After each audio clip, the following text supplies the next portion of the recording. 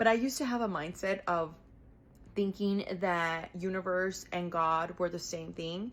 And I had an epiphany where I really realized that God is a creator of the universe. However, God has encoded certain laws in the universe, kind of like a genius mastermind that this energy knows everything and is like, I'm going to make my life as simple as possible, to the point where there's coding that goes into the universe, like the law of gravity, right? We can all relate to the law of gravity, because if I tell you throw yourself from a, skyscraper, you're going to say you're freaking crazy unless I have, a parachute with me. Why is that relevant? Well, because just like the law of correspondence is really real, the laws of the universe are also very real. And what does that mean? That means that the energies that are encoded in the universe that God created serve as an automation almost to the things that happen in your life.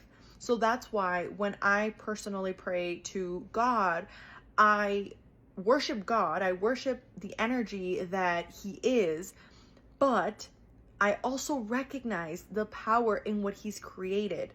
And something that really resonates with me is that this is why some people continue to attract more scarcity and lack, more hard times, because they're always like praying to God and like, please God bless me. But then the coding that is in the universe that God created is kind of like, well, you wanted your kids to made in your image.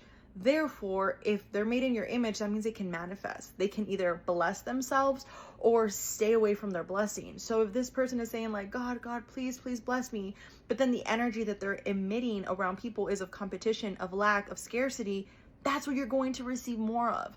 And I hope this really lands to those of you that are maybe feeling right now like you go 2 steps forward and you feel like you go 10 steps back. Just remember that when you are in this energy, and like it just said in the book, you must get rid of the thought of competition. You are to create, not to compete for what is already created. You go from a mindset of like, I need to take from others in order for me to have more.